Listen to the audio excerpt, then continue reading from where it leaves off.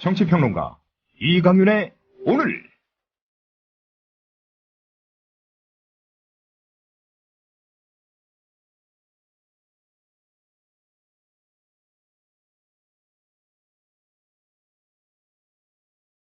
안녕하십니까, 이강윤입니다. 1월 12일 월요일 시작합니다. 박근혜 대통령은 오늘 신년 기자회견에서 이른바 문고리 권력으로 칭해지는 새 비서관, 묵묵히 고생하며 맡은 일 열심히 하고 비리가 없을 거라고 믿었지만 이번에 진짜 비리가 없구나 하는 것을 저도 확인했다고 말했습니다. 국민과 함께 다행으로 여기며 대단히 기쁘게 생각합니다. 그리고 대통령의 소통 능력이 100점 만점에 몇 점이냐는 질문도 나왔었죠.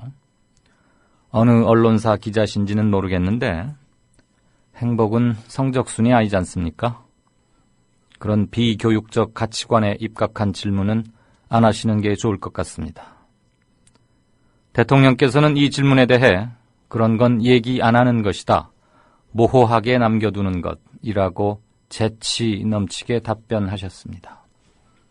또 장관들 대면 보고도 늘리겠다고 강조하셨습니다. 대한민국 장관 여러분, 레이저 광선에 적응하는 특수 훈련을 좀 서두셔야 할 것 같습니다. 드디어 임기 3년차를 맞아 대통령의 장관 대면 보고가 늘어난답니다.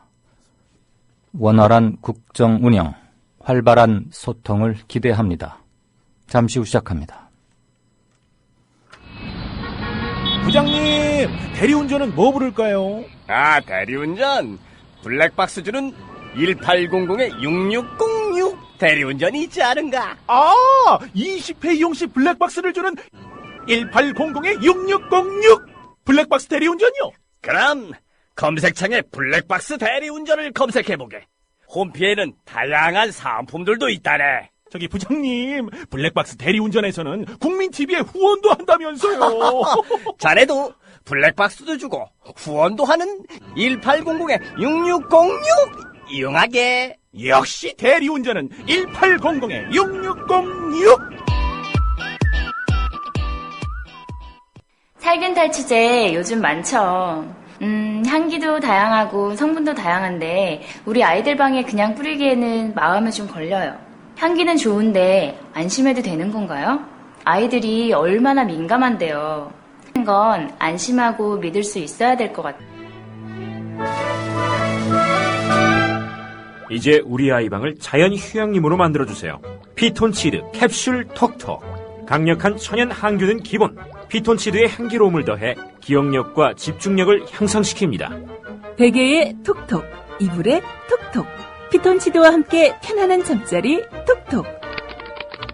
검색창에 네이처 아이를 검색해보세요. 전국 약국에서도 판매 중입니다. 냄새 좋지? 엄마, 냄새 좋아. 네, 1월 12일 월요일 다시 시작합니다.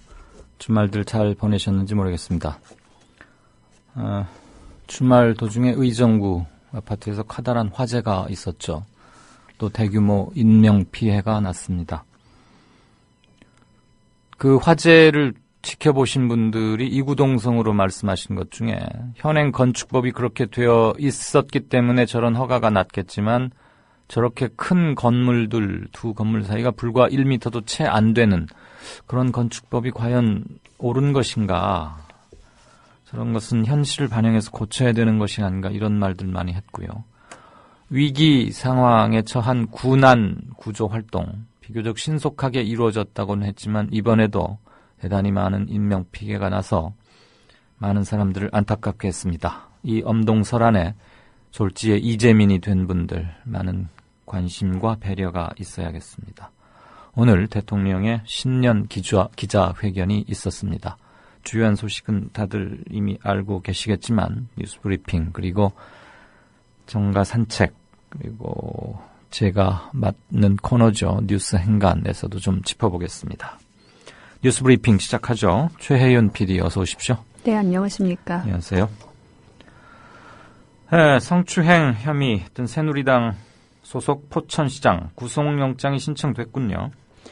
네, 경찰이 오늘 성추행 후 입막음을 하기 위해 수억 원을 뿌린 혐의로 새누리당 소속 서장원 포천시장에 대해 구속영장을 청구했습니다. 서 시장의 성추행, 금품 무마 의혹을 수사 중인 경기 포천경찰서는 오늘 서 시장에 대해 강제추행 및 무고 혐의로 구속영장을 신청을 했는데요. 경찰은 이와 함께 서 시장으로부터 명예훼손으로 고소를 당한 뒤 경찰에서 성추행을 당한 적이 없다고 허위 진술한 성추행 피해 여성 P씨에 대해서도 무고 방조 혐의로 구속영장을 신청했습니다. 서 시장은 지난해 11월 자신의 성추행 사실을 폭로한 A씨를 명예훼손으로 일단 고소했다가 후에 취하하기로 짜고 1억 8천만 원의 금품을 주고 사건을 무마하려 한 혐의를 받고 있습니다. 네. MB 지난 이명박 정부 때 규제 완화가 이번 의정부 대형 화재 참사의 주범이다. 뭐 이런 얘기가 또 제기되고 있죠. 네, 어설프게 규제의 빗장을 푼 것이 대형 참사로 이어진 것으로 보입니다. 지난 10일 128명의 사상자를 냈던 경기도 의정부 대봉 그린아파트 그리고 불이 번진 드림타운과 해뜨는 마을 모두 2011년 허가받은 원룸형 도시형 생활주택인데요. 이렇게 대폭 완화된 규제를 적용받아 지어서 사실상 안전 사각지대에 놓여있던 것으로 보입니다. 도시형 생활주택은 2009년 도입된 이명박 정부 때 부동산 정책 중의 하나였는데요. 1, 2인 가구와 서민 주거 안정 대책의 하나로 공급이 추진됐던 정책입니다. 네. 건물 간격이나 주차 공간 확보 등의 규제를 받지 않는 주거용 건물을 상업지역에서 지을 수 있도록 한 건데요. 이 내용은 원룸형 오피스텔이나 다가구 주택과 같지만 아파트로 이름을 붙일 수가 있습니다. 그러나 아파트에 비해서는 각종 안전 및 편의시설 설치 의무가 대폭 줄었었는데요. 상업지역이다 보니 1조건 적용에서도 배제돼 건물 간격이 최소 50cm만 넘으면 되는 겁니다. 네. 그래서 10층짜리 쌍둥이 건물 형태로 지어진 대봉 그린아파트와 드림타운은 간격이 1.5m 정도밖에 되지 않았던 건데요. 이 사이 좁은 공간이 마치 연통 역할을 해서 드림타운으로 불이 쉽게 번져붙은 것으로 추정이 되고 있습니다. 네. 더구나 외벽은 드라이비트라는 소재인데요. 이 소재가 내부에 스티로폼이 들어있는 단열재이기 때문에 값이 싸고 시공이 간편해서 많이 사용되지만 불에 약한 소재였던 것으로 보입니다. 네, 상업지역에도 이런 걸 건축 허가를 내주다 보니까 1조건 적용 룰에서도 예외가 되는 거고, 네. 건물 간격이 50cm만 넘으면 된다고요?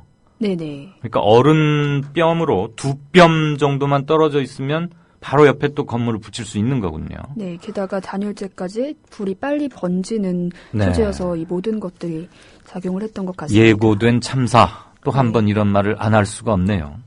좀 더 계속 들어볼까요? 네, 또 이뿐만 아니라 주차장도 문제가 있었는데요. 이번 화재는 이 1층 주차장에 시작된 오토바이에서 불길이 차량으로 오면부터 삽시간에 피해가 커진 것으로 추정이 됩니다.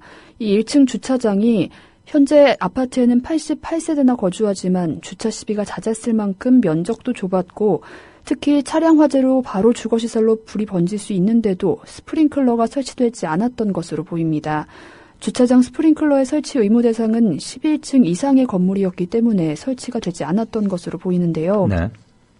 미국 방화협회 조사에 따르면 스프링클러가 설치된 건물에서 화재가 발생했을 때 스프링클러가 화재 확산을 막는 비율이 95%일 정도로 중요한 시설로 꼽히고 있습니다. 네. 만약 이 스프링클러만 설치돼 있었더라면 더 큰 참사를 막을 수 있었을 것으로 보여 안타까움이 남는 대목인데요.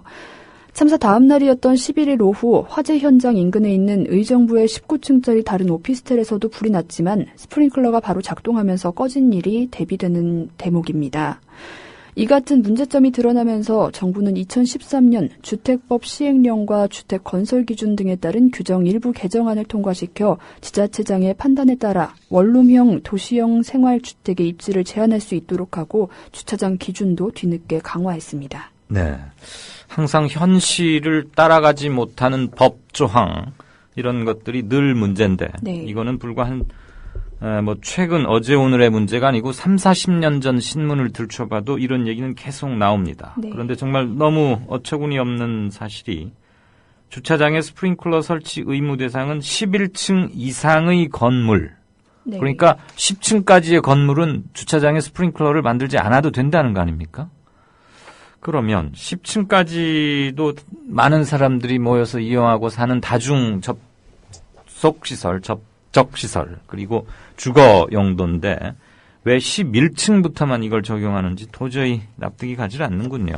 사람이 거주하는 곳이면 일단 스프링클러 같은 것은 기본적으로 의무화해야 하는 게 상식일 텐데 이런 사건이 터지고 나서야 비로소 11층 이상부터만 스프링클러는 주차장에 설치를 해야 하는구나라는 걸 알아야 한다는 거 참담합니다.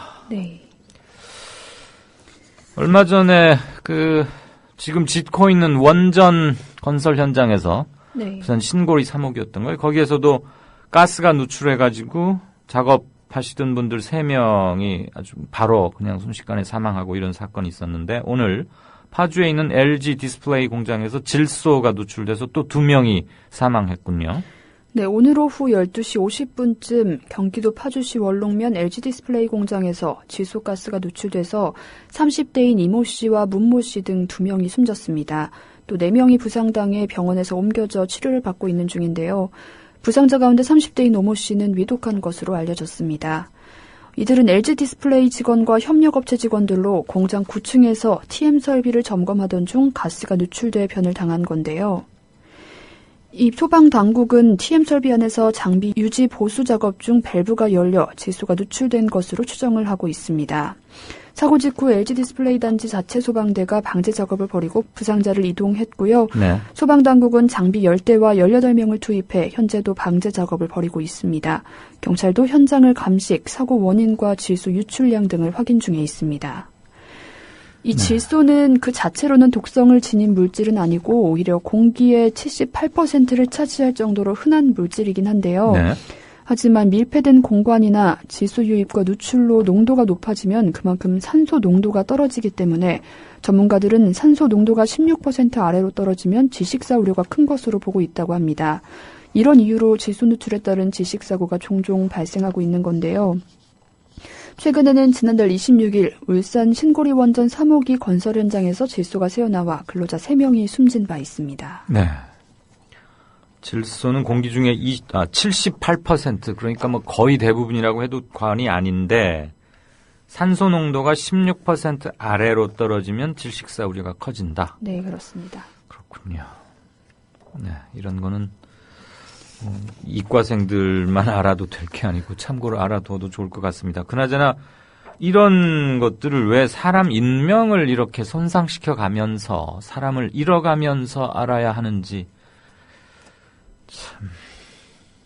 다음 보죠. 어제 아주 밤늦게까지 서울 도심 광화문 한복판 세종문화회관 앞에서 광화문 쪽으로 가는 인도 일대가 아주 이것 때문에 참극이라고 밖에는 표현할 수가 없었는데 쌍용차 해고자 복직 관련해서 오체 투지 행렬이 있었고 경찰이 이것을 아주 비인도적으로 무자비하게 진압하고 해산시키고 좀 아수라장이었죠. 이것 좀 정리해 볼까요? 네, 쌍용차 해고자 전원 복직과 정리해고 철폐를 요구하는 노동자들의 2차 청와대행 오체 투지가 경찰의 제지로 목적지에 닿지 못하고 마무리가 됐습니다. 쌍용차, 콜트콜텍, 스타케미칼 해고 노동자들과 비정규직 노동자, 시민 종교계 인사들로 구성됐던 정리해고 비정규직 법제도 전면 폐기를 위한 행진단은 행진 5박 6일 만인 오늘 서울 종로구 세종로 소공원에서 기자회견을 열고 정오쯤 해산을 했습니다. 오체 투지는 머리, 양팔, 다리 등 신체의 5부분을 이용해 절하는 것으로 행진단은 북소리에 맞춰 10걸음에서 3걸음을 뗀 뒤 온몸을 땅에 묻었다 일어나기를 반복하며 행진을 해왔는데요. 이들은 당초 4박 5일 일정으로 전날 오후 2시 청와대 인근인 청운 효자동 주민센터에서 일정을 끝내려 했지만 세종로 소공원에서 제지를 당했고 이곳에서 밤새 노숙한 끝에 행진을 접었습니다. 지난 7일 구로 쌍용차 정비소를 떠난 행진단은 국회와 대법원 등을 거치고 어제 대한문을 출발해 최종 목적지로 향하다 광화문에서 경찰과 대치를 한 건데요. 경찰은 어제 광화문 사거리 횡단보도와 세종문화회관 앞 횡단보도를 오체투지로 건너던 행진단을 도로 점거라며 강제 이동시켜 양측이 마찰을 빚었습니다. 행진단은 경찰 제지로 어제 오후 4시께부터는 정부 서울청사 앞 세종로 소공원에서 더는 진전하지 못했고 길을 열어달라고 요구하며 오늘 오전까지 밤샘 농성을 함께 했습니다. 네. 농성 과정에서 여성 참가자 한 명이 오늘 오전 9시 30분쯤 사지마비와 호흡 곤란 증세를 호소하며 병원으로 옮겨졌지만 곧 회복됐다고 주최 측은 전하기도 했고요. 경찰 관계자는 집회 신고 시 정부 서울청사까지만 우체 투지를 하고 최종 목적지까지는 걷기로 주최 측과 협의한 바 있다며 불법 행위로 인한 시민 불편을 최소화하기 위해 세종로 소공원에서 행진을 제지했다고 설명을 했습니다. 네. 저도 어제 밤 11시경에 광화문 세종문화관 앞에서 이 광경을 다 지켜봤습니다. 밤 11시가 좀 넘으니까 제 휴대전화로 이렇게 서울 지역 기온을 봤더니 영하 5도쯤이었는데 인도 바닥, 그 시멘트, 콘크리트라고 하나요? 뭐라고 그러죠? 그 일본 말로는 뭐 옛날에 도끼다시 뭐 이렇게 불렀던 것 같은데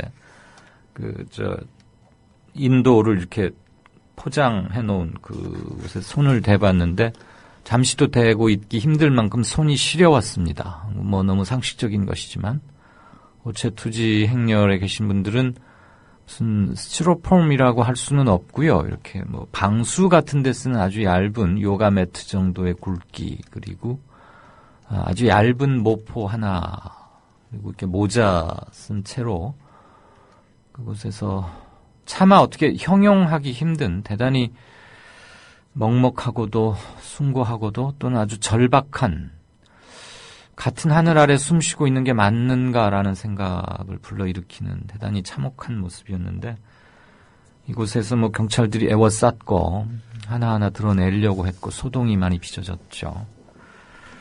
그곳에서 그대로 밤을 샜습니다. 밤을. 이게 행인들에게 그 심야에 어떤 불편을 끼치는지, 그분들 이제 옆에 있는 제가 조금 목격을 했으니까 기사에 언급되지 않은 부분은 제가 조금 보완을 해드릴게요. 뭐 감성적인 측면이긴 하겠지만 곁에서 지켜보던 시민들, 그리고 이들을 후원하는 분들이 이렇게 더운 물을 가지고 와서 땅바닥에 누워 계시는 그 행렬 참가자분들에게 건넸습니다. 그랬더니 그 중에 어느 한 분께서 말씀하시는 걸 제가 직접 바로 불과 1-20cm 사이를 두고 귀에서 이렇게 들었는데요. 일단은 지금 건네주시는 이 더운 물을 마시면 입 안, 그리고 목구멍으로 넘어갈 때까지는 따뜻한데 그 뜨거운 물을 마시고 나면 훨씬 더 몇 배의 한기가 몸을 엄습한답니다. 그래서 내미는 그 따뜻한 물을 사양하셨습니다.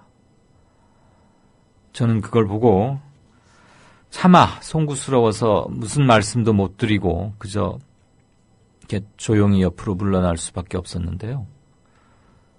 더운 물을 마시고 나면 더 추워서 못 견딘다. 네, 그 상태로 그분들은 밤을 샜습니다. 무엇이 옳고 그른지를 떠나서 서울 시내 권부의 한 복판에서 이런 일이 벌어지고 있다는 것만으로 지금 뭔가 대단히 잘못되고 있다는 것 아니겠습니까? 네, 뉴스 브리핑 지금까지 최혜윤 PD였습니다. 네. 2014년 대한민국은 격동의 한 해였습니다. 네, 지금 배 상황입니다. 나 살고 싶어요. 왜 우리 아이가 죽었는지 밝혀주십시오. 약속을 지켜라. 거리의 약자를 보살피는 교황성아, 한 달을 굶어도 쓰러지지 않고 버티는 것은 유민이가 내 가슴 속에서 아직까지 숨을 쉬고 있기 때문입니다. 못난 아버지를 둔 딸에게 정말 미안하다! 제 막내 아들 녀석도 너그럽게 용서해 주시기 바랍니다.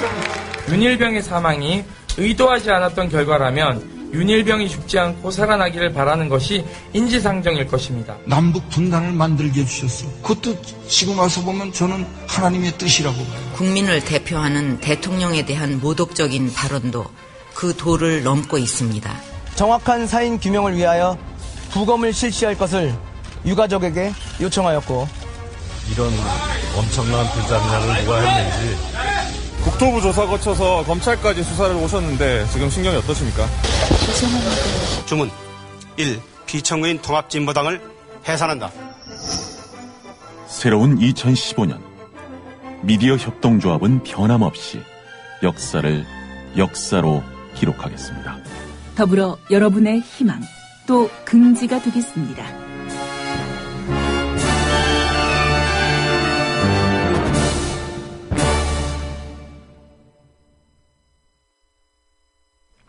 네. 1월 12일 5시 54분 오후 막 들어왔군요. 게시판 좀 보겠습니다.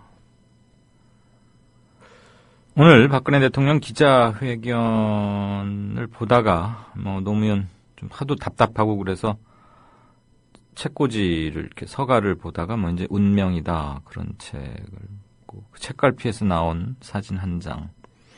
답답한 심경과 정치가 가야 할 바 이렇게 표현해 준 것 같습니다. 고맙습니다. 또 오늘 회견 중에서 유일하게 경향신문 기자가 세월호 유족을 예로 들면서 불통 문제를 질의했는데 대통령은 좀 웃는 듯 하면서 이렇게 답변을 시작하더니 중간엔 푸하하면서 웃음까지 터뜨렸다.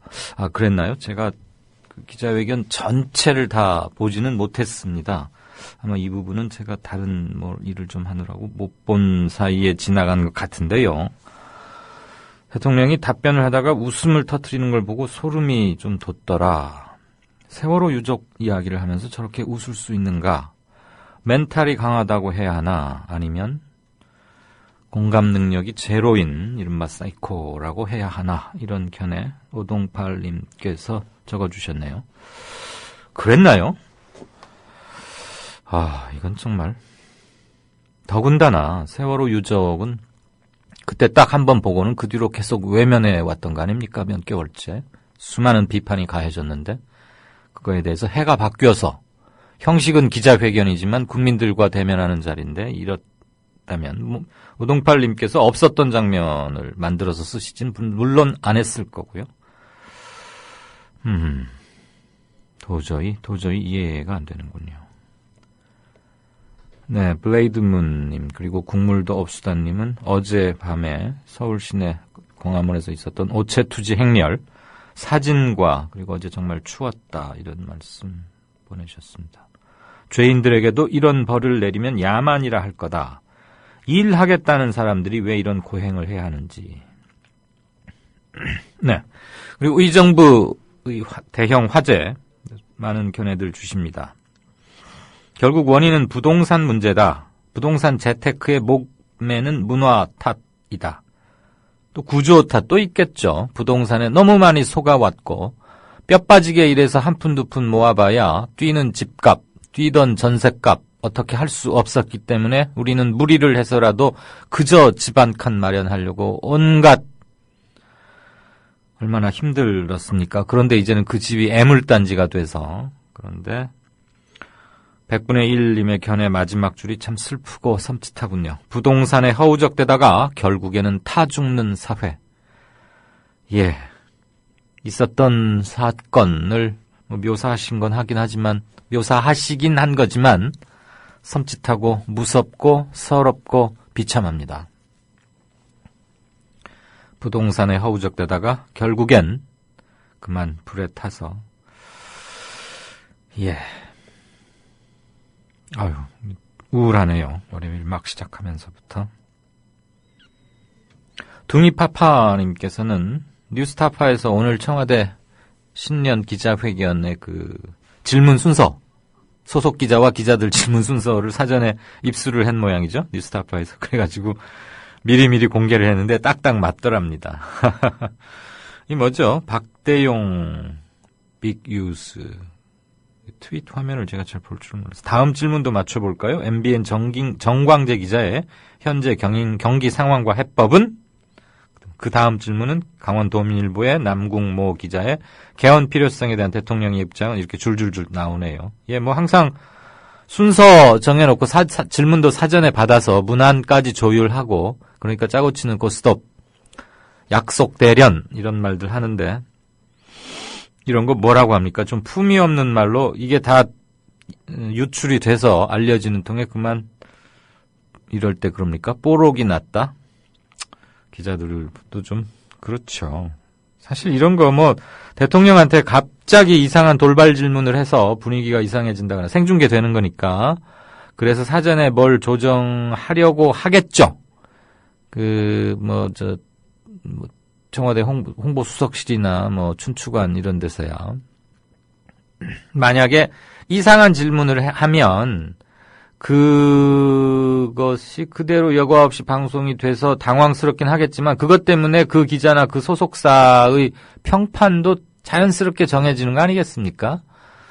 그리고 사실 청와대 기자 대통령한테 이상한 질문을 할 사람은 저는 없다고 보는데 만일에 하나 이렇게 생중계되고 있는 과정에서 창피를 당하거나 무슨 소동이 벌어질까봐 이렇게 하는 거겠죠. 이럴 때 백악관 얘기를 들면 다들 기분 나빠하시리라는 것 압니다. 그리고 저도 꼭 이런 경우에 꼭 외국 어디 좋은 예를 견주는 것은 저도 마땅치 않습니다. 그러니까 말씀은 안 드리겠습니다만은 대부분은 각본 없이 이렇게 하죠. 그런 것도 보셨을 거예요. 오바마나 누구가 이렇게 하다가 지명하고. 근데 또 지명받은 한국 기자가 답을 안 해서 어느 중국 기자가 이렇게 그럼 내가 질문을 해도 되겠느냐 하고 손을 들고 유창한 영어로 질문하는 걸 한 본 적이 있는데 신년회견은 아니었습니다만 아무튼 좀 이런 거 고쳐져야 하죠. 수호천사장님은 그렇게 짜고 쳐도 버벅 질퍽. 그래요. 2012년 을미년 연초부터 끊이지 않는 사건 사고에 정말 어처구니가 없다. 로게이지스님. 네, 해 바뀐 지 지금 열흘 정도밖에 안 지났는데 나라 안팎에서 사고 좀 많습니다. 다사다난 말은 그렇지만 아직 정식으로 을미연은 아니지만 해는 바뀌었으니까요. 새해에서도 안전감각이 참 문제네요. 다름과 닮음님. 이분도 아주 대단한 촌철살인이시죠. 말주변, 무식함, 뻔뻔함, 거짓말이 불치병이 될 수 있다는 것을 다시 한번 확인한 청와대 신년 기자회견이었다. 꿈이 있는 자유님께서는 11층부터만 스프링쿨러 설치가 의무화되어 있느냐. 그러니까 혹시라도 오해하실까봐 주차장의 스프링쿨러 설치에 관한 겁니다. 객실이나 실내 또는 아파트 한 호마다가 아니고 11층 이상부터 즉 11층보다 더 높은 건물이어야 주차장 스프링쿨러 설치가 지금 현재 의무화되어 있더군요. 저도 이런 거 처음 알았는데 정말 그렇죠. 10층까지는 불나서 죽어도 된다는 뜻이냐? 맞습니다. 간단하게 간추리자면 이겁니다. 왜 10층과 11층이 나뉘어야 하는지 도저히 이해가 안 되는데요. 저는 2층과 3층도 달라야 한다는 것도 저는 이해를 못하겠습니다. 한겨레 21의 송채경화 기자가 직접 올린 건가요? 아니면 이렇게 날라오신 건가요?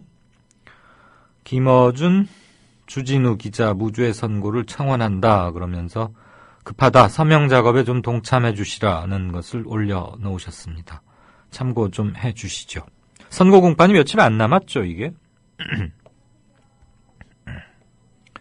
그래서 GG라는 닉네임을 쓰시는 분께서는 이 청원 및 서명 보태기, 힘 보태기가 왜 중요한지를 또 길게 올려주셨습니다.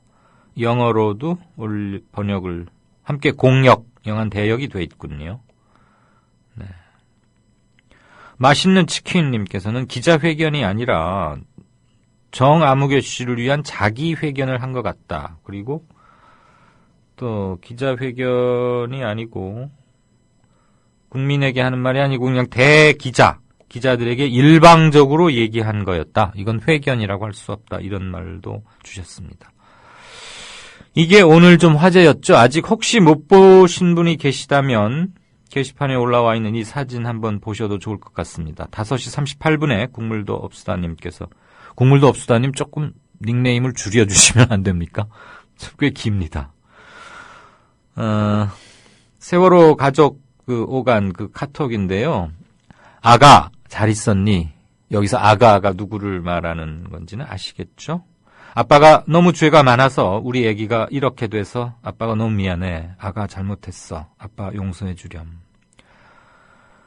우리 애기 때문에 생일을 그냥 지나갔구나. 이렇게 시작하는.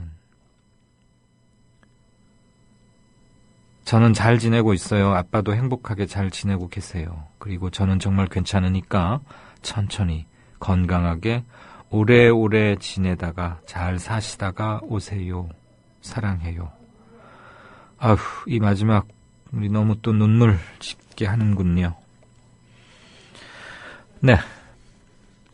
게시판은 일단 여기까지 보겠습니다.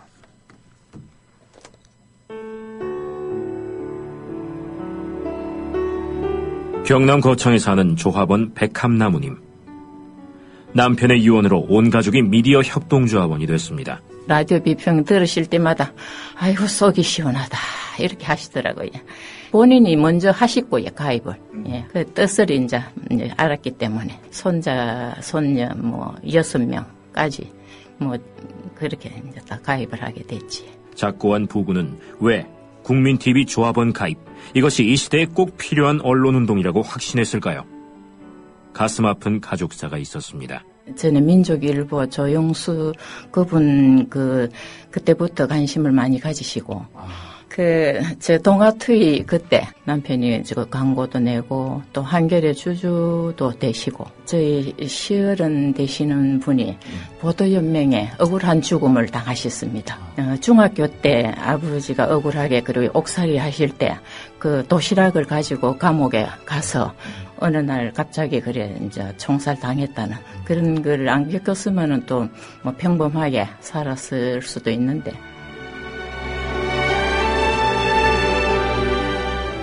여러분도 공정언론 건설에 함께하지 않으시겠습니까? 국민.tv 미디어 협동조합 홈페이지에 들어오셔서 조합원으로 가입해주세요. 전화 서울 3144-7737, 3144-0933으로도 하실 수 있습니다. 이강윤의 오늘, 이제는 정가 산책으로 함께합니다. 정치권 동향, 생생하게 풀어드릴 분은요. 네, 한국일보 양정대 기자, 안녕하세요. 네, 안녕하세요. 오늘 대통령 신년 기자회견. 네네. 혹시 했는데 역시 이렇게들 많이 느끼시는 것 같기도 하더라고요. 그렇죠. 아무래도 비선 실세 국정 개입 의혹 이 관련해서 그리고 어쨌든 집권 3년 차를 이제 코앞에 두고 있는 상황이고 그래서 사실은 청와대 인적 쇄신을 포함해서 좀 국정을 좀 전반적으로 쇄신하는, 다잡는 그런 계기를 좀 마련하는 이런 기자회견이어야 한다. 이런 요구들이 꽤 많았었는데, 네. 그런데 사실 오늘 박근혜 대통령이 초반에 이 국정 개입 논란과 관련해서 송구스럽다 이렇게 사과를 하긴 했지만, 예. 어쨌든 이게 공직자들 일부가 개인 영달을 위해서 이런 문건 유출이나 또 허위, 또 문건을 작성한 그런 부분들을 규정을 한 게 결국은 이게 이제 개인의 일탈 행위였다 이렇게 규정을 한 거고요. 네. 이 검찰 수사 결과에 대해서 이런저런 비판들이 많고 불신하는 여론이 70%, 60%, 70%가 되는데도 불구하고 검찰 수사 결과 이게 허위였고 전혀 사실이 아닌 걸로 드러난 만큼 이 김기춘 청와대 비서실장은 무인분이고 이 이른바 문고리 권력 3인방 이 비서관 3명에 대해서도 이 교체할 의사가 전혀 없다. 이렇게 못을 박은 겁니다. 예. 그러다 보니 사실 전반적인 국정 쇄신과 관련한 이런 기대, 이런 요구들에 대해서는 모두 새로 일관을 한 거니까 결국은 말씀하신 대로 혹시나 했었는데 역시나였다. 이런 평가들이 나오는 것 같습니다. 네. 그런데 김영한 이제는 전 민정수석이죠. 항명으로 보지 않는다라고 답변하는 것을 보고는 저도 상당히 놀랐습니다. 우리 양 기자는 어떻게 들으셨습니까? 그 대목? 실제로 항명으로 보지 않는다는 거는 네. 이미 김영한 수석이 전 수석이죠. 사의 표명을 했던 지난주 금요일이죠. 네네. 금요일날 이제 한 3시간 정도 후에 민경욱 청와대 대변인이 공식 브리핑을 통해서 네.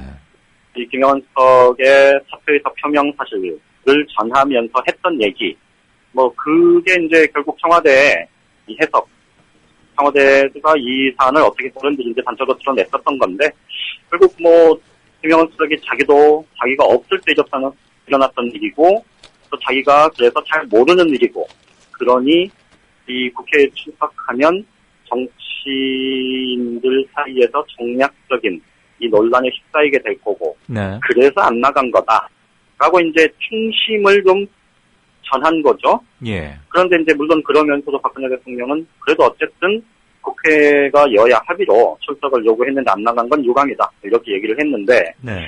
말씀하신 대로 이게 항명이 아니다라고 본 거는, 그러니까 이제 뭐 진짜로 항명이 아니다라는 판단에서라기보다는 예. 이 문제가 정치적으로 이 논란이 될지, 그리고 특히나 이제 이게 항명이었다는 규정이 되면, 항명이었다고 규정이 되면 김기춘 청와대 비서실장의 리더십 문제, 조직 장악 문제, 책임론이 더 커지는 것 아니겠습니까? 그렇죠.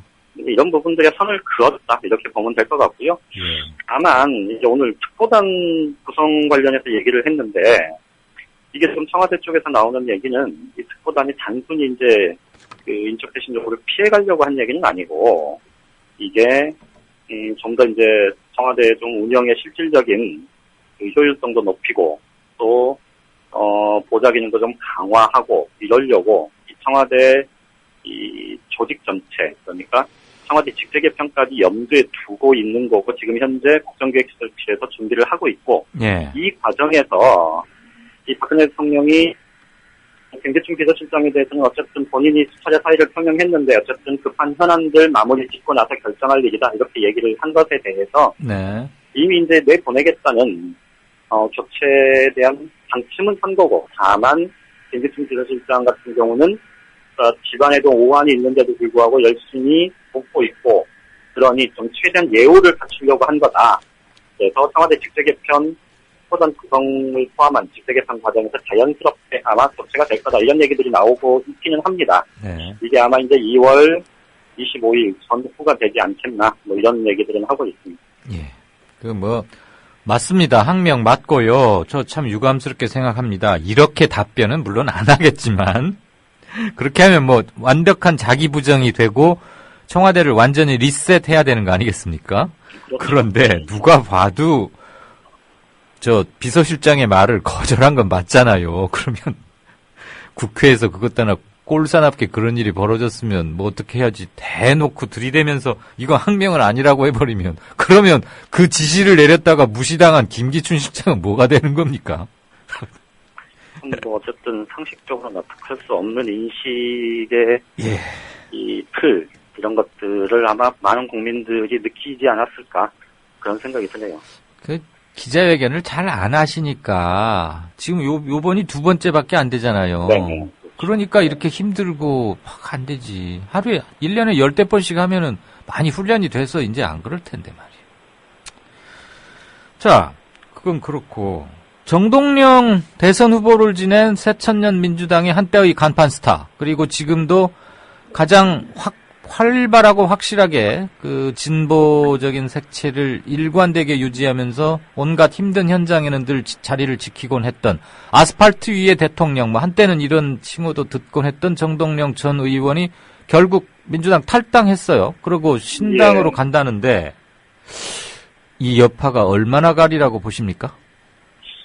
글쎄요, 뭐 지금 당장은 뭐 여파가 아주 크게 이렇게 하진 않을 거고, 어쨌든 근데 정동영 전 의원 개인이 갖고 있는 정치적 상징성이 있기 때문에, 네. 지금은 좀 그 자체가 그러니까 충격일 수 있고, 또 이런저런 여러 이제 논의의 대상이 될 텐데요. 뭐 어쨌든 세력으로 지금 새정치민주연합에서 이 뭐랄까요, 그 집단 탈당을 통한 이 국민 모임의 합류, 이럴 가능성은 저는 크지는 않는 것 같습니다. 네. 일단 그 부분은 크지 않을 것 같고, 다만 이제 선정계 전 의원도 뭐 탈당을 고민하느니 마느니 뭐 이런 얘기가 나오는 걸 봐서 사실 좀 일부 탈당의 가능성은 있을 수 있다는 생각은 드는데요. 예. 지금은 이제 전당대회가 본 궤도에 올라가는 상황.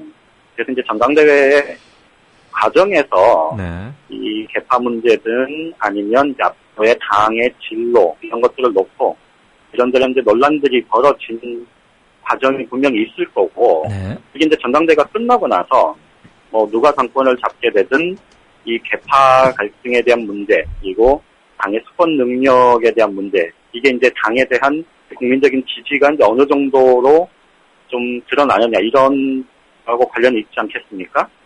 그런데 이제 이 과정까지를 생각하면 사실 이제 여름이 넘어갈 겁니다. 여름이 넘어간다는 얘기는 네. 결국은 올해 하반기부터는 어차피 내년 총선 국면에 접어드는 시점이고 예.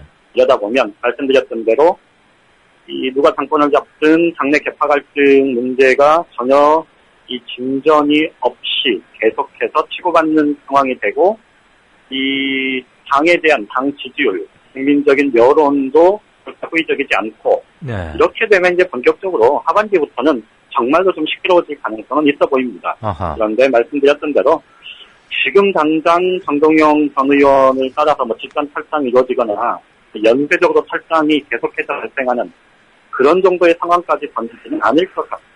예. 한때는 천신정, 그래서 뭐 천정배, 신기남, 정동영 이들이 뭐 네네. 트로이카처럼 그랬는데 천정배 전 의원도 만지작거리다가 그냥 계속 남기로 했다면서요? 맞습니까? 글쎄 그것까지는 제가 확인을 못 해봤는데요. 예. 아무튼 한다 뭐 이런 얘기까지는 나왔던 것 같습니다. 네, 연쇄 탈당은 당분간은 없겠지만 여름 이후에 전국이 풀려나가는 거에 어떻게 되느냐에 따라서는 요것이 잠복해 있다가 뭘 좀 소용돌이를 만들 수도 있다. 이런 정도로 그렇죠. 지금은 봐둬야 되는 거겠죠. 예, 그렇습니다. 예, 그 말이에요. 옛날 노무현 참여정부 때도 청와대 출입 기자들 신년 회견할 때 이렇게 다음번은 누구 뭐 묻고 이거 쫙 정해서 했었던가요? 그때도 하긴 그때도 아마 질문자는 미리 선정을 했었을 거고요. 그랬죠. 작년 같은 경우는 이제 질문 내용을 미리 이제 조율을 해서 좀 논란이 됐었는데 이번에도 비슷했던데. 이번에는 아마 질문 내용을 구체적으로 조율을 했던 것 같지는 않고요. 네. 질문자 선정 그리고 질문의 주제 네. 이 정도까지는 이제 조정을 했었던 것 같습니다. 그 얘기 들으셨죠? 뉴스타파인가 어디서 그거 그대로 입수해갖고 맞췄대요. 그러니까 이 다음. 그러니까 어제 그게 이제 기자들 사이에서 내용이 돌긴 했는데, 예. 그러니까 말씀드렸듯이 작년 같은 경우는 질문 내용 자체를 청와대하고 미리 조율을 했던 거고요. 예. 그러니까 말하자면 질문지를 사전 검열했다 소리 아닙니까? 쉽게 말하자면. 그렇죠. 예. 그런데 이제 이번에는 질문의 내용을 구체적으로 이제 질문지 내용을 검토한 게 아니고 질문자 순서, 질문 누구누가 할 건지 그리고 질문의 주제는 어떤 걸로 할 건지 이런 정도는 조정을 했던 것 같습니다. 질문이 자꾸 겹치고 그러면은 좀 효율적이지 않으니까 뭐 그런 것 정도는 할 수 있는데 제발 좀 약속 대련 말고 자유 대련 좀 봤으면 좋겠는데 약속이건 자유 대련이건 기자회견을 해야 말이지. 네? 1년에 한 번 무슨 설 추석 하듯이 한 번씩 하시니까. 잘 들었습니다. 예, 고맙습니다. 네, 정가산책 지금까지 한국일보 양정대 차장이었습니다. 정치평론가 이강윤이 함께하는 국민라디오 이강윤의 오늘.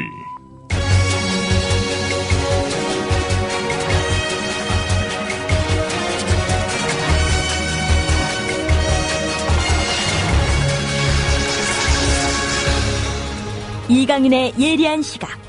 이제는 뉴스의 행과 간을 짚어냅니다.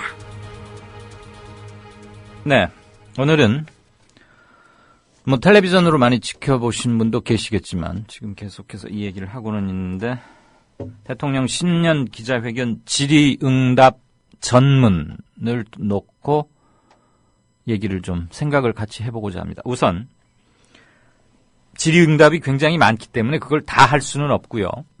첫 질문이 오간 그 정도만 하고 나머지는 제가 몇 개를 골라서 함께 얘기를 하겠습니다. 한 대목 먼저 들으시죠. 박근혜 대통령은 12일 오전 10시부터 청와대에서 신년 기자회견에서 정윤회 씨로 인해 촉발된 비선실세 국정농단 의혹에 대해 국민에게 송구스럽다는 입장을 밝혔다. 다음은 이날 진행된 신년 기자회견 일문일답 전문이다. 청와대 조직 개편이 왜 필요하다고 느꼈고 개편의 방향은 어떻게 되나? 비선실세 문건 유출 사건과 김영한 민정수석의 항명파동도 영향을 미친 것인가? 문건파동 관련해서는 검찰에서 과학적 기법을 총동원해서 철저하게 수사한 결과 모두 허위고 조작됐다는 것이 이미 밝혀졌다. 그래서 그런 부분에 있어서는 사실이 밝혀졌다 하더라도 문건이 일부 직원에 의해 유출됐다는 것은 공직자로서 있을 수 없는 잘못된 처신이라고 생각한다. 이렇게 해서 국민에게 심려 끼친 것, 대통령으로서 송구스럽게 마음 가지고 있다. 네. 이른바 재경 언론사, 그리고 지역 언론, 그다음에 공중파, 종편, 뉴스 채널, 그다음에 외신, 이렇게 질문을 골고루 할당하다 보면 질문에 나서게 되는 기자들만 해도 20명에 육박하고, 또 다뤄야 하는 게 나라 살림살이 전체, 국정운영 전반을 한 번씩 훑어야 하니까 아주 많을 수밖에 없습니다. 그래서 백화점이 될 수밖에 없는데 이 중에 몇 가지만 우선 말씀드리고자 합니다. 김 실장과, 그러니까 문건 파동에 대해서 사과한 거, 사과를 이제 사과를 하기 위해서 가장 먼저 이 질문이 나올 수밖에 사실 없기도 했고요. 그건 충분히 짐작하셨던 바일 겁니다. 유일한 사과였죠. 유일한 사과. 그런데 대통령은 사과를 하는 게 본인의 권위나 이런 거에 굉장히 마이너스적인 거라고 굳게 믿고 있는 게 아닐까 싶습니다. 물론 사과하면서 사과하는 것 자체가 좋을 사람 별로 없죠. 그리고 사과가 잦으면, 대통령의 사과가 낮으면 사과 자체의 무게가 아주 희석돼 버리고 희화화되고, 그러니까 웃음거리가 되고, 그래? 또 사과했나 보지 뭐. 아마 이명박 전 대통령이 한 해에 6번인가 7번 사과하고 그랬을 거예요. 광우병 때 2번 포함해서.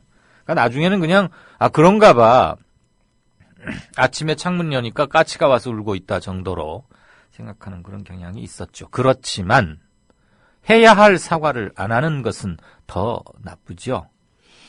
저는 문건파동 검찰 수사 결과가 나왔을 때 그때도 저는 사과 타이밍이었다고 생각합니다.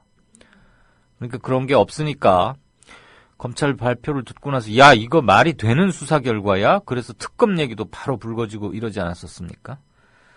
어쨌거나 그랬고, 조금 전에 제가 양 기자한테 질문을 던지기도 해봤습니다만은,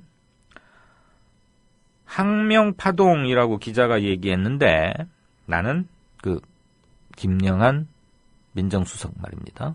나 대통령은 그 항명파동이라고 생각지 않는다. 그렇게 하면 완전히 지금 청와대 판을 새로 짜야 되는 거거든요. 비서실장은 물론이고 부속실의 새 비서관 안정희, 이 새 비서관 오래전부터 같이 데리고 있던 이 사람들. 그런데 오히려 이 사람들은 확실히 두둔하지 않았습니까? 이번에 보니까 이 사람 잘못 없다는 게 검찰 수사 결과 드러났다. 나도 좀 조마조마하고 약간 걱정도 했는데 검찰 수사 받아보니 아무 문제 없더라. 그래서 흡족하다. 네. 비서실장도 아들이 사경을 헤매고 있는데 아무 사심 없이 내 곁을 지키고 있다. 매우 고마운 분이다.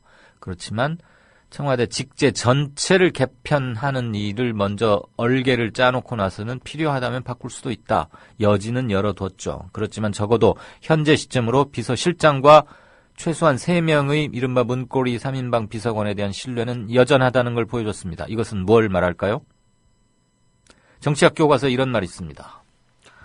권력은 실제 어디 있느냐가 중요한 게 아니라 많은 사람들이 어디 있을 것이라고 생각하는 곳, 그곳에 권력이 있다. 그게 정치 권력의 무서움이자 무상함이고 덫이다. 이런 얘기가 있습니다. 어느 서양학자의 얘기인데요. 그걸 번역하는 과정에서 조금씩 레토릭의 차이는 있을 수 있겠지만 무엇을 강조하고자 하는 것인지는 눈치채셨으리라고 믿습니다. 사람들이 이구동성으로 저기에 권력이 있나 봐, 저 사람이 센가 봐 수군거리고 그 말이 퍼져나가고 그래서 그 앞에서 굽신거리려거나 그곳에 연을 닿으려고 애를 쓰는 순간 그곳에는 권력이 형성돼 버리는 겁니다. 그런데 대통령의 오늘 발언은 세 사람에 대한 확실한 신뢰를 다시 한번 공개적으로 강조함으로써 맞네, 권력 맞네, 이걸 유도한 겁니다. 유도한 정도가 아니라 그냥 아예 직설적으로 말한 겁니다. 과연 그럴까요? 문건 파동만 놓고 봅시다. 다른 것은 구중궁궐 잘 모르니까. 문건 파동이 났을 때 김기춘 비서실장이 어떻게 대응해 왔는지는 대충 검찰 수사 결과에서도 드러나지 않았습니까? 백보양보해서 그것만 믿기로 칩시다. 우리는 팩트가 없으니까. 그래도 김기춘 실장의 태도는 올바랐습니까? 만인 지상 1인 지하 자리라는 대통령 비서실장의 진퇴를 놓고,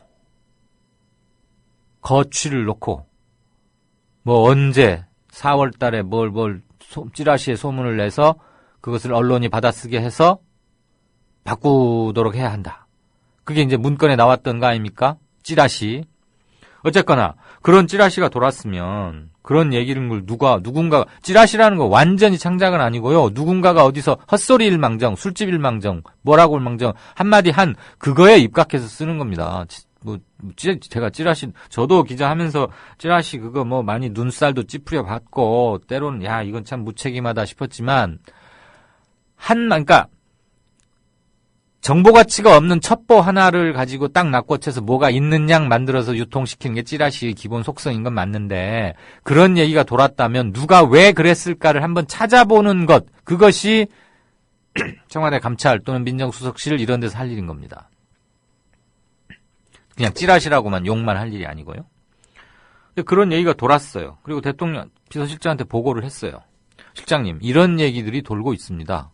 아, 그래? 알아봤어? 어떤 정신 나간 놈들이 그러는 거야 도대체? 응? 근데 말이야, 다른 자리도 아니고 대통령의 통치행위란 말은 빼겠습니다. 대통령의 국정 운영과 직결되는 핵심 사항 중에 하나니까 나 김기춘이가 관여돼서 하는 말이 아닐세. 비서실장의 인사에 관한 것은 대통령만이 할 수 있는 건데, 이것은 비서실장 입장에서 얘기 드리는 겁니다. 오해 마십시오. 대통령을 보필하는 차원에서 봐도 이건 말이 안 되는 거 아닌가? 어이, 홍수석. 내가 관련돼서 하는 말이 아닐세. 어디서 이런 얘기가 나오고, 어떻게 해서 채록이 되고, 첩보가 돼서 돌아다니고, 어떻게 유통이 되다가, 어떻게 포착이 돼서, 이렇게까지 문면화 될 수 있는가, 그것 좀 알아보게. 이렇게 해야 되는 거죠. 그래서 예, 알아봤더니 소문이 불분명하긴 한데 그렇게 비중을 둬도 될 것 같지 않습니다. 그래. 그럼 뭐 어느 미친놈이 그랬는지는 모르지만 어쨌거나 최초 발설자를 찾아낼 수는 없을 것이고, 이것이 확대 재생산돼서 유포되지 않도록 적절한 조치는 좀 취하시게. 그건 홍보수석실하고 좀 미리 좀 많이 상의들을 하소. 경찰청장하고도 좀 얘기를 하고. 이렇게 하는 게 비서실장의 올바른 태도입니다. 이렇게 해야 하는 게. 제가 비서실 근무는 안 해봤지만 상식적으로 그래야 되는 거 아닙니까? 근데 비서실장 어땠습니까? 보고받고 이런 택도 없는 소리가 있다니. 차 뿌려라. 그랬다는 거 아닙니까? 이런 방구 뭐 할 가치도 없으니까 윗선에 보고를 하지 않으면 물론이로니와 이거 이런 헛소리 안 돌아다니게 해 라는 말조차 안 했다는 거 아닙니까? 근데 찌라시가 어떻게 한번 만들어지고 그게 유통 과정에서 얼마나 확대 재생산되는지를 검사 출신인, 법무부 장관 출신인 김기춘 실장이 모를 리가 없지요. 찌라시는 신문사 한 2-3년 차, 3-4년 차 기자만 돼도 어떻게 만들어지고 어떻게 확산되는지 다 압니다.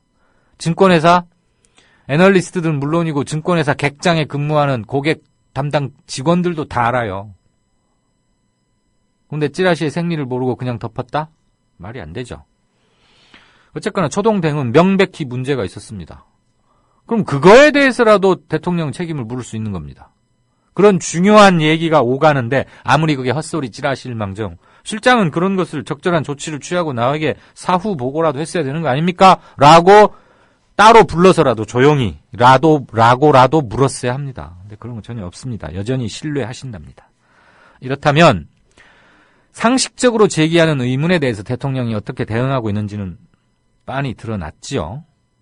아까 양정대 기자하고 오늘 신년 연두 기자회견을 놓고 혹시나 했는데 역시나 했다 뭐 이런 말을 했지만 제가 그게 깔린 겁니다. 가장 기본적인 거에 대해서도 속 시원히 말이 안 나오는데, 그럼 뭐, 대기자 회견이 아니고 그냥 기자들 앞에 두고 그냥 일방적 훈화, 교시한 것밖에 안 되는 거죠. 항명파동으로 생각지 않는다는 말은 정치적으로 항명이라고 했을 때 자기가 빠질 곤경은 알겠지만 이것도 아주 1차원적인 기본 문장이다. 항명파동이라고는 생각지 않는다. 이건 아주 누가 써줬는지 모르겠는데 참 저 아마추어적인 답변이었다고 생각합니다. 그 다음에 또 하나요. 세월호 유족 관련해서 웃다가 그 부분은 아까 오동팔님의 댓글을 언급하면서 이렇게 사실과 제 얘기를 말씀드렸으니까 그 부분은 그냥 넘어가겠습니다. 시간 관계상. 그 다음에 인사치중, 인사편중 얘기 나왔습니다. 그랬더니 지금 큰 문제 없고 잘하고 있고 자기는 지역 안배 같은 거 하지 않는다. 특정 지역 출신이 몇 퍼센트, 인구가 몇 퍼센트니까 어느 자리 이렇게 할당하고 이런 거 안 한다라고 얘기하셨습니다. 좋습니다. 그 대통령의 오로지 고유사항입니다. 그리고 꼭 인구 비례로 해야 된다는 원칙도 없습니다. 맞지요? 그런데 이거 역시 상식에 입각해서 질문 드리죠. 어느 특정 지역, 특정 도에, 특정 시, 특정 군, 특정 마을에만 유독 국가관도 투철하고 대통령의 의중도 잘 읽고 머리도 좋고 학벌도 좋고 도덕적으로도 결백한 그런 사람들이 몰려 있을 수 있습니까? 이건 그냥 자연스러운 인구 통계 분포에 입각해서 드리는 질문입니다. 그럴 수는 없는 거죠. 그것이 무슨 특수하게 인공적으로 조성된 무슨 마을이라거나 그렇다면 혹시 모르겠어요. 아주 우수한 사람들만 갖다가 대대로 살게 해서 어쩌는지. 그것도 불가능하지만. 경상도 출신 사람이 대통령이 됐으니까 총리는 어느 자리에 한다라는 기계적 분배에도 저는 찬성치 않습니다. 그거 아주 실은 우스운 것입니다. 그리고 단지 호적상, 원적상, 집안 뿌리상 어디 출신이었다는 게 뭐가 그렇게 얼마나 중요하겠습니까? 제가 염려하는 바는 특정 지역 출신에 편중됐을 때 그것이 가져올 수 있는 역기능 때문입니다. 집단적 정서에 빠져버린다는 겁니다.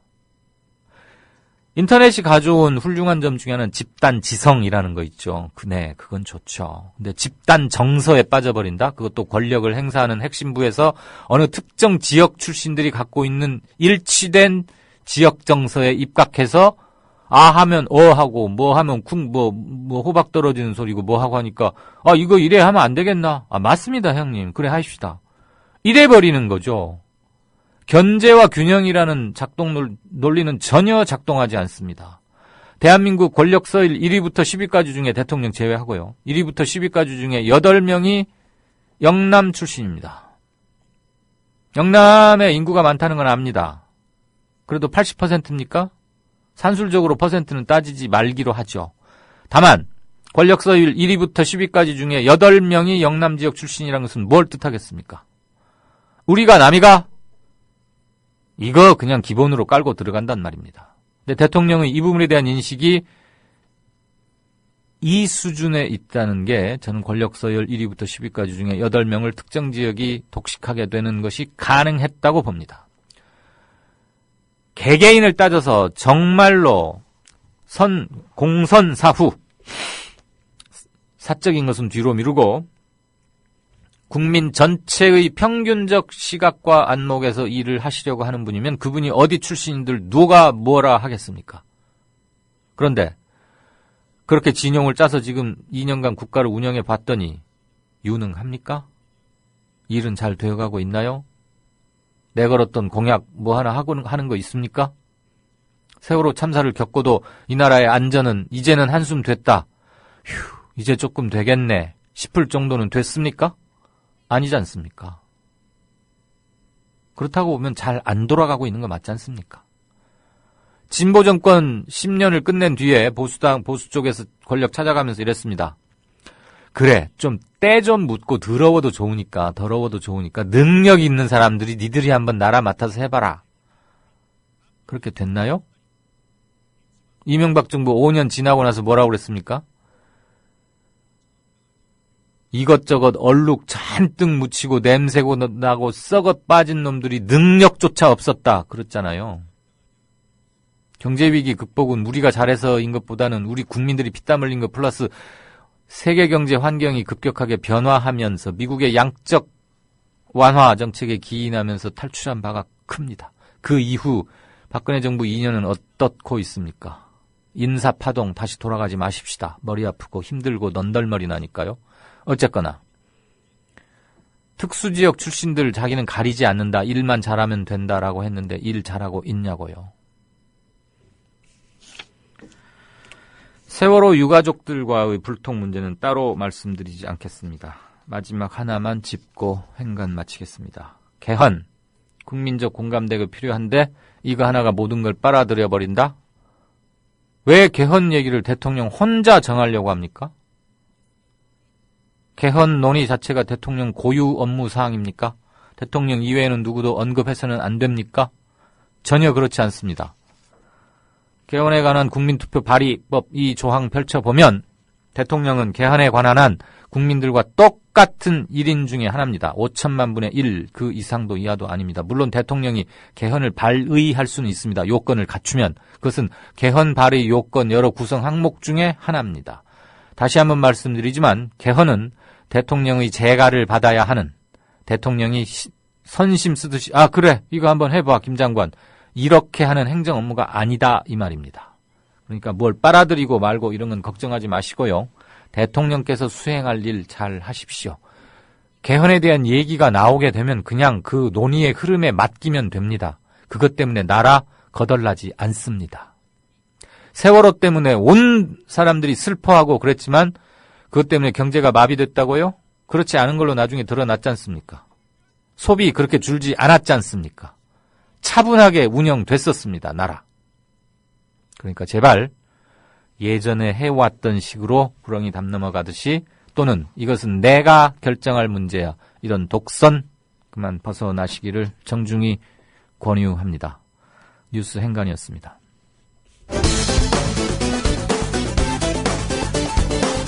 대한민국 방송에는 나오지 않는 젠 사키 미국 국무부 대변인의 정례 브리핑 중 신은미 씨 강제 출국헌에 대한 의견. We can confirm that U.S. citizen Amy Chung, also known as Shin Yoon-mai, was barred from exiting South Korea for the past 3 weeks. 미국 국무부는 미국 시민권자로 알려진 신은미 씨가 3주 동안 한국에서 출국 정지된 것을 알고 있습니다. We've seen the reports indicating the prosecution has asked that Ms. Chung be deported and banned from South Korea for 5 years. 한국 검찰이 또 이런 신은미 씨에 대해 5년간 한국 입국을 금지했다는 언론 보도를 접했습니다. We take our obligation to assist U.S. citizens overseas seriously. We're in contact with Ms. Chung and providing all possible consular assistance. 미국 정부는 미국 시민인 신은미 씨를 영사적으로 지원하기 위한 의무를 다할 것입니다. As it relates to the laws, I think the application of the national security law was what was used here. 나는 여기에 한국 국가보안법이 적용됐다고 생각합니다. I think broadly speaking, our view is that the Republic of Korea has shown a consistent and long-standing commitment to the promotion and protection of human rights. 나는 한국이 대체로 인권 증진과 보호를 위해 지속적으로 헌신해왔다고 봅니다. As it relates to law, we're concerned that the national security law, as interpreted and implied in some cases, limits freedom of expression and restricts access to the internet. 그러나 국가보안법에 관해서는 일부의 경우에서 보듯이 그 법이 표현의 자유와 인터넷 접근을 제한하고 있어 우려하고 있습니다. 종북으로 규정된 그러나 미국 시민권자인 신은미 씨의 출국 전 마지막 입장 표명. 출처 오마이뉴스. 통일을 염원하자, 화해하자 이런 얘기를 한 거거든요. 이런 것이 국가의 안전과 이익에 반하는 건지 저는 그게 참 의문입니다. 그래서 제가 그 심정이 들었다는 거예요. 사랑하는 진정으로 목숨을 바쳐서 사랑하는 사람한테 배신당한 그런 느낌이고요. 껍데기는 추방을 당하는 것 같지만 제 마음은 이 상황을 통해서 더 성숙되어지고 더 컸습니다. 그리고 제가 제 마음은 쫓아낼 수가 없죠. 강제 출국을 당한다니까 마음이 많이 아프죠. 슬프죠. 그렇지만 또 제가 분명히 말씀드릴 수 있는 거는요. 비록 몸은 강제 출국 당해요. 당할 수 있지만 마음까지도 제 모국에서 쫓아낼 수는 없는 거죠.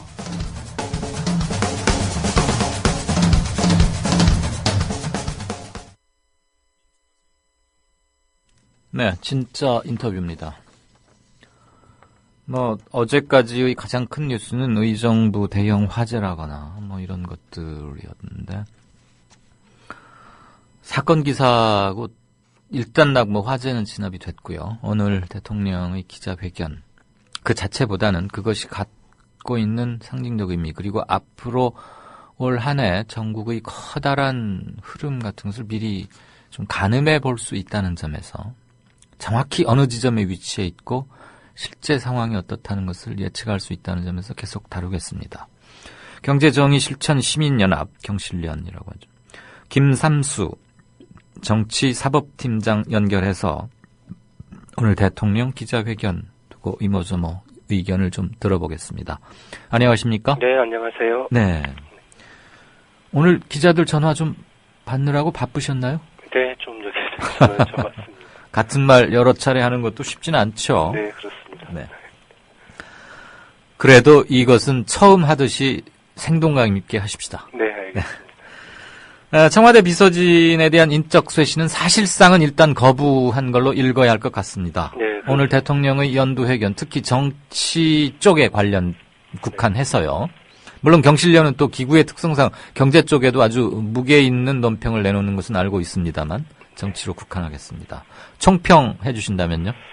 어찌됐든 지난 2년 동안 현 정부에서 드러났던 그 숱한 인사 참사라든가 이런 거에서 좀 기원했던 국정 쇄신 요구, 청와대 인적 쇄신을 그 국민들이 강하게 요구를 했음에도 불구하고 그 박 대통령 스스로 이 불통 이미지를 바꾸는데 좀 실패를 했고요.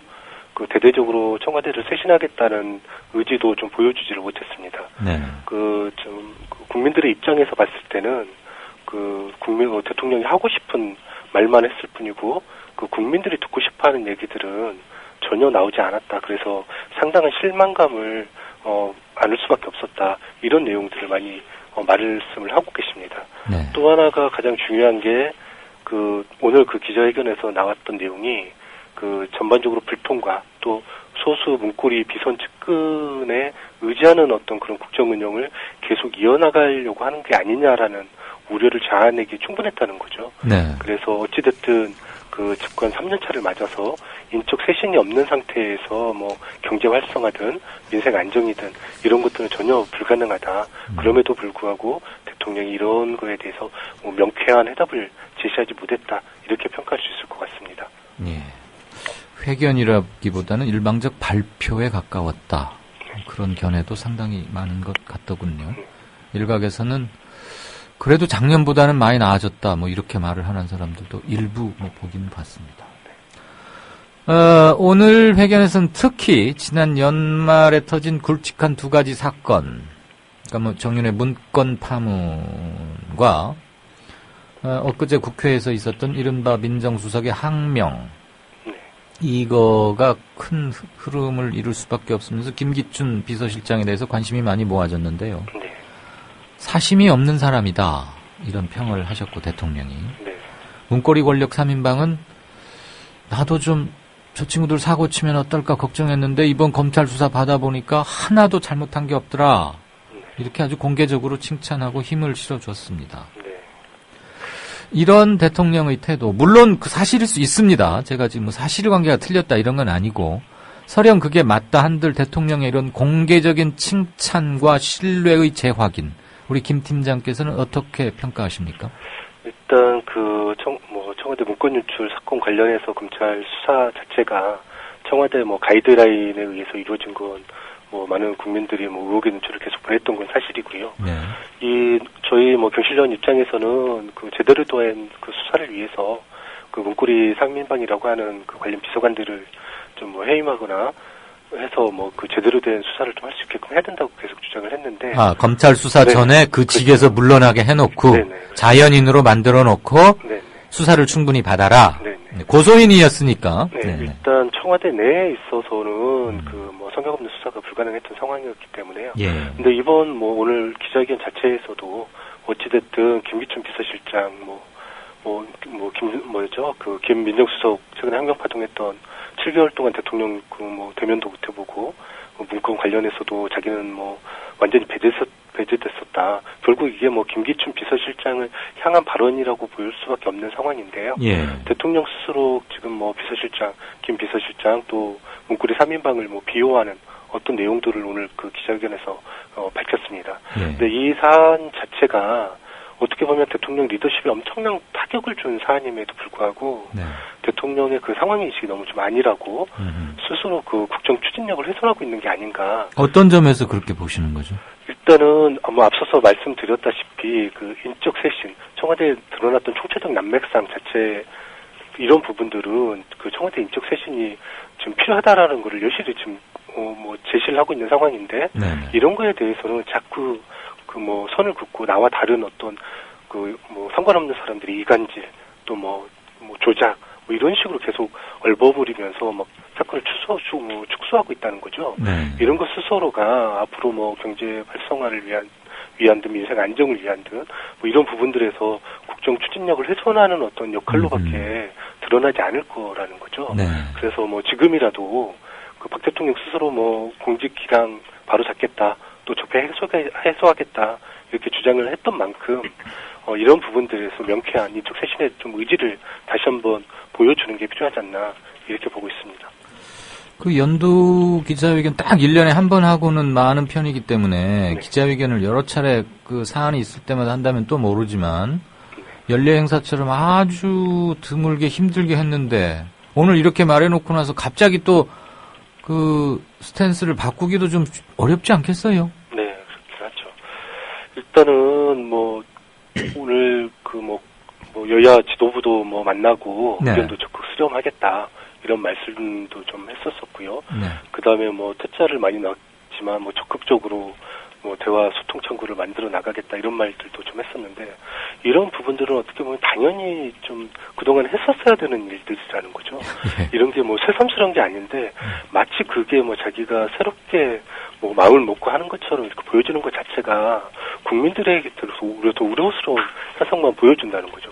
당연히 해야 될 것을 마치 뭐 마음을 뭐 다잡았을 때 하는 것처럼 보여주는 것 자체는 좀 문제가 있고 네. 오히려 그런 상황이 정략적으로 이용되거나 또 뭐 이렇게 정략적 발언으로 표출되거나 이런 부분들도 없잖아 있었었기 때문에 그런 것도 좀 저희들이 좀 유심히 봐야 되지 않을까. 그리고 그런 부분들에서 그 박 대통령 스스로 좀 민주적 국정 운영을 해 나가는 방향으로 결단을 해 나가는 게 중요하지 않나 이렇게 보고 있습니다. 네.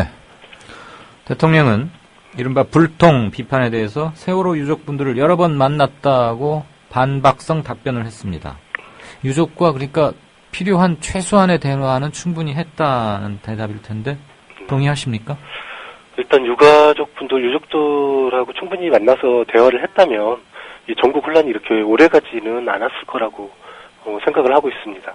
그 뭐 대통령 스스로 그 진상조사위원회 뭐 수사권 기소권 주는 문제들 이런 것들도 뭐 대통령이 결단한 사안이 아니라고 발언을 한다든가 또 야당과 또 일부 유족들에게 책임을 전가하는 뭐 정략적 발언들도 했었던 상황이 있었기 때문에 어찌됐든 좀 그 상황에서도 항상 그 세월호 문제에 대해서는 철저하게 불통 또 뭐 침묵 이런 걸로 일관하면서 책임과 의무를 좀 많이 회피했다고 많은 국민들이 일단 바라보는 시각이 있기 때문에요. 이런 부분은 일단 대통령이 어느 수준까지 유족분들하고 대화를 했다고 보는지 다시 한번 좀 명확히 들어보아야 될 상황인 것 같기는 합니다. 그러게요. 유족분들을 여러 번 만났다 그러면 만난 것은 다 기록하고 있으니까 신문만 봐도 다 날짜 나오는 거고요. 네. 그러면 여러 번 만난 거 이제 서로 간에 다툼의 대상이 될 수가 없죠. 그건 이른바 팩트니까. 충분한 대화를 했다는 거 가지고 이제 서로 얘기를 할 수는 있는데 예. 저도 조금 놀랐습니다. 여러 번 만났다는 말씀을 듣고 아마 진도에 간 거 2번 포함하고 청와대에서 한 번 만난 거에서 3번을 얘기하는 것 같은데 3번이면 여러 번 아주 많이 만난 거군요. 그리고 말씀하십시오. 아닙니다. 그 친이계 또는 야당 그리고 뭐 정치학계 상당 부분에서 계속 이제 개헌을 해야 하고 골든타임을 놓치면 안 된다 이런 얘기들 나오고 있습니다. 그런데 대통령은 오늘 그거에 대해서 개헌 논의 불가론을 명확히 했죠. 그런데 개헌이 경제활동 다 잡아먹어버리는 망국적 블랙홀이자 경제성장의 걸림돌이라고 경실련의 주요한 포스트를 맡고 계시는 김 팀장께서는 보십니까? 일단 뭐 개헌론 자체가 그 새누리당 김무성 대표 언급으로 좀 불거지긴 했는데요. 그 김무성 대표가 뭐 정치적인 차별화 그 박근혜 대통령과 차별화를 시도하기 위해서 했든 어쨌든 이 개헌 논의 자체를 대통령 스스로 뭐 논의하면 안 된다. 뭐 경제를 가로막는다 이렇게 주장하는 것 자체는 뭐 궤변이라고밖에 볼 수가 없습니다. 궤변이요? 네. 어찌 됐든 뭐 대통령은 국민들의 의견을 충분히 수렴하고 합리적인 대안을 마련해 갈 수 있게끔 그 역할을 해주고 오히려 대통령 국정 운영에 더 초점을 맞춰서 저는 국정 정상회의 매진을 할 것이니까 나머지 부분들은 관련해서 의견을 뭐 충분히 뭐 모아가는 게 중요할 것 같습니다라고 표현하는 게 맞는 것 같습니다. 그리고 중요한 것은 그 개헌에 찬성하느냐 또 어떤 방향의 개헌이 되어야 할 것이냐 이런 부분들은 끊임없이 논의가 필요하고 합의가 필요한 상황입니다. 그리고 그런 논의 자체는 국회 차원에서 충분히 가능한 사안이고요. 뭐 국회에서 뭐 개헌특위를 설치할지 안 할지는 잘 모르겠지만 어찌 됐든 국회의원들이 내부에서도 일단 개헌이 필요하다고 주장하는 입장들도 많이 있는 상황이고 그런 상황에서 논의는 충분히 할 수 있음에도 불구하고 그런 논의까지 차단하려고 하는 발언 자체는 좀 문제가 있지 않느냐. 그리고 그 경제의 발목을 잡는다라는 상관관계 저희가 봤을 때는 오히려 인적 쇄신을 하지 않는 게 경제의 발목을 잡는 건데 그런 부분 뭐 견지명월이라고 하나요? 많은 국민들은 손가락으로 달을 가리키는데 자꾸 손가락만 보려고 하는 어떤 박 대통령 태도 이런 부분들도 한번 다시 생각을 해보셔야 될 것 같습니다. 네, 손가락으로 달을 가리키는 그것도 있고요. 또 지록, 위마, 아무튼 손가락 지자가 요즘 많이 쓰이는 것 같습니다. 그 방금 답변 도중에 인적 쇄신을 하지 않는 게 오히려 경제 성장의 발목을 잡고 있다 이런 표현을 하셨는데 그 부분을 조금 부연 부탁드릴까요? 일단 새누리당 입장에서 오늘 기자회견 자체에 대해서도 적극적으로 환영한다라는 입장을 많이 내긴 했었는데 어찌됐든 그 정부 또 집권 여당에서는 우리 경제의 어떤 문제들 이런 부분들에 좀 명확한 진단이 필요하고요. 그래서 그에 맞는 어떤 처방들을 내놓는 게 중요하다고 생각을 합니다. 지금 현재 우리나라 경제 같은 경우는 양극화 심화 그리고 불균형의 성장 또 저성장 이런 부분들이 상당히 많은 어떤 문제들을 야기하고 있는 상황이라는 거죠. 이런 부분들에 대해서 박 대통령 스스로 계속 모호한 창조 경제에 매달릴 것이 아니라 근본적인 어떤 성과들을 내는 곳에 좀 초점을 맞춰야 되는데 오늘 기자회견에서도 재정이라든가 부동산 정책들 이런 위주로 자꾸 발언을 하고 그런 부분들이 오히려 인적 쇄신보다는 다른 쪽에 자꾸 초점을 맞추다 보니까 정말 중요하고 왜 그러냐면 인적 쇄신을 통해서 다양한 의견들을 수렴을 하고 그런 속에 이런 문제들에 대한 진단이 충분히 가능한 상황이거든요. 근데 그런 것 자체가 일단 안 돼 있는 상황에서 자꾸 다른 쪽에만 신경을 쓰니까 오히려 이런 부분들이 조금 인적 쇄신 없는 상황에서 경제 활성화 자체가 좀 어렵지 않느냐 이렇게 보고 있는 상황입니다. 알겠습니다. 새누리당 수뇌부 일부는 대통령 신년 기자회견 전에 이미 대통령의 김기춘 실장 그리고 3인방의 교체 불가 입장을 통고받은 듯도 합니다. 그리고 이제 충성서약 일색이 자꾸 나오고 일부에서는 급기야 기자회견을 작년보다 잘했다 이런 얘기도 나오던데 새누리당의 대통령 기자회견에 대한 반응은 아까 조금 전에 말씀하셨고 야당에서는 물론 그와 또 전혀 정반대의 절망적이다 이러면서 반발했습니다. 양당의 대통령 회견에 대한 반응에 대해서 짧게 코멘트 한마디씩 좀 부탁할까요? 네, 일단 새누리당 같은 경우는 정부에 대해서 맹목적인 뭐 충성을 하고 있어서 그런지는 모르겠지만 네. 그 오늘 기자회견이 뭐 뚜렷한 어떤 내용이 없는 상태에서도 네. 뭐 성과를 냈다고 이렇게 뭐 자화자찬을 하고 있는 상황인 것 같고요. 하지만 그 국민들이 일단은 뭐 지지율이 지금 박 대통령이 최악의 수준인 뭐 집권 이후에 최악의 수준인 상황에서 일단 국민들이 아마 인식들이 많이 성장을 했다고 보고 있습니다. 그래서 새누리당도 뭐 좀 객관적이고 합리적인 평가를 통해서 좀 그 이번 신년 기자회견 이후에 어떤 국정에 대해서 좀 고민을 해봐야 될 것 같다라는 생각이고요. 네. 새정치민주연합, 뭐 정의당, 뭐 이쪽 야권 같은 경우는 어찌됐든 인적 쇄신 또 국정 쇄신 의지가 전혀 보이지 않았기 때문에 국민들의 요구를 전혀 받아지 않은 상황에서 어떻게 보면 국민들의 요구를 철저히 외면한 상황이 이번 기자회견의 모습이 아니었느냐. 그렇다면 아무리 그 대통령이 뭐 좋은 말들로 포장을 한다 하더라도 그거는 공연불에 지나지 않는다. 뭐 이런 입장에서 접근을 한 것 같습니다. 저희들이 봤을 때는 지난 2년 동안의 어떤 국정 운영의 성과 또 문제들이 명확하게 드러나 있는 상황이기 때문에 그런 부분들을 좀 반면 교사 삼아서 좀 다시 한번 그 국정 쇄신을 다잡는 계기를 마련해야 되지 않느냐 이렇게 보고 있습니다. 그러려면 회견 또 한 번 해야 되겠네요, 조만간. 뭐 정책적으로 뭐 보여주는 것도 괜찮겠죠. 그렇겠죠. 네. 어쨌거나 좋은 점수는 주지 않으시다는 것은 뭐 인터뷰 처음부터 지금까지 시종 열약이 느낄 수 있었습니다. 네, 지금까지 말씀 고맙습니다. 네, 감사합니다. 경실련의 김삼수 정치사법팀장 연결해서 오늘 연두회견 들어봤고요. 게시판 잠깐 보고 인사드리죠. 1월 19일부터 1월 개편을 합니다. 몇몇 프로는 없어지고 새로 선보이는 것도 있는데요. 이강윤의 오늘이 2시간으로 늘어나는 것으로 알고 계시는 분들이 계시네요. 그건 사실과 다릅니다.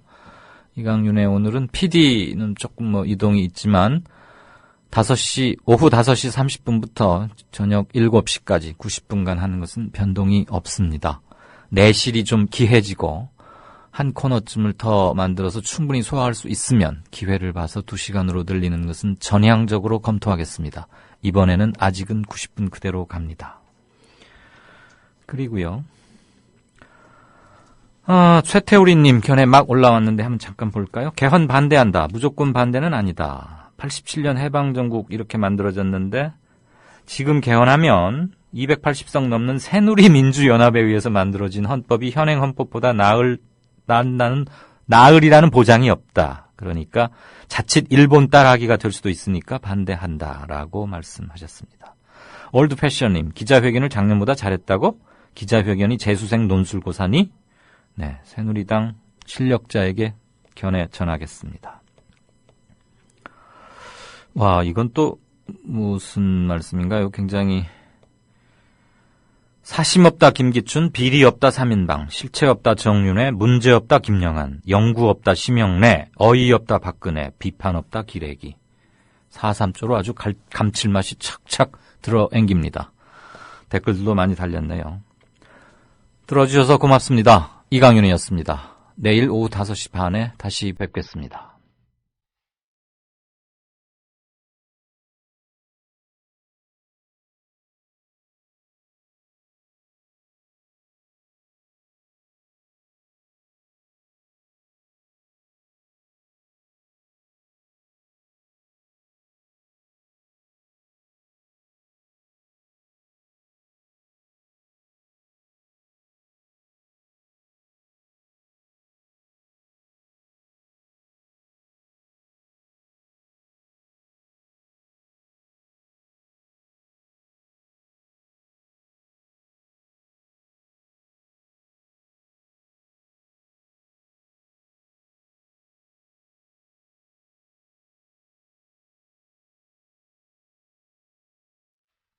여기